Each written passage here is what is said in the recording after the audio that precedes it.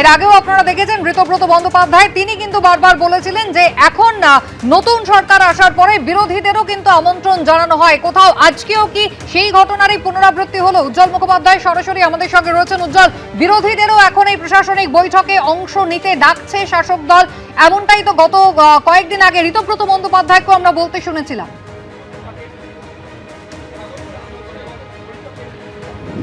দেখো, তুমি যে ছবি দেখতে পাচ্ছ সেটা হচ্ছে মুখ্যমন্ত্রী শুভেন্দু অধিকারী, তিনি কিন্তু ভেতরে ঢুকছেন।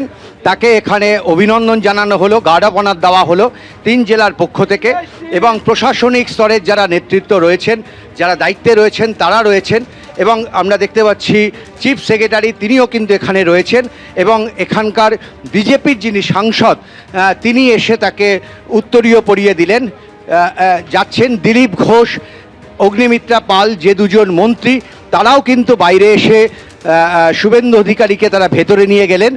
এইখানেই কিন্তু প্রশাসনিক বৈঠক হবে, এবং আমরা দেখলাম যে একেবারে মুখ্যমন্ত্রী তিনি এসে পৌঁছলেন, এবং তিনি যেটা জানিয়েছেন আগেই যে প্রশাসনিক বৈঠক হবে, আলোচনা হবে এই 3 জেলার কোথায় সমস্যা, কি কাজ শেষ করতে হবে সেগুলো নিয়ে তিনি আলোচনা করবেন, কিন্তু কোথাও কোনো বাড়তি ব্যবস্থা থাকবে না। অর্থাৎ আগে যে প্রশাসনিক বৈঠকগুলো হতো জেলা ধরে ধরে, সেখানে যে বিপুল পরিমাণে খরচ করা হতো সেই খরচ কিন্তু কমানো হচ্ছে।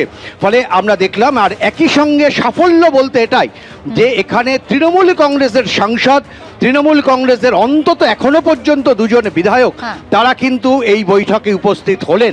অর্থাৎ এতদিন পর্যন্ত বিগত 15 বছরে যেটা দেখা যেত একেবারে বিরোধীদের আমন্ত্রণ জানানো হয় না প্রশাসনিক বৈঠকে, এমন অভিযোগ কিন্তু বারবারই হতো। কিন্তু নতুন সরকার আসার পরে দেখা যাচ্ছে তৃণমূল কংগ্রেসের সাংসদ যেমন উপস্থিত রয়েছেন, একই সঙ্গে স্বরূপনগর এবং দেগঙ্গা 2 তৃণমূলের বিধায়ক তারাও রয়েছেন। উজ্জ্বল, ধন্যবাদ।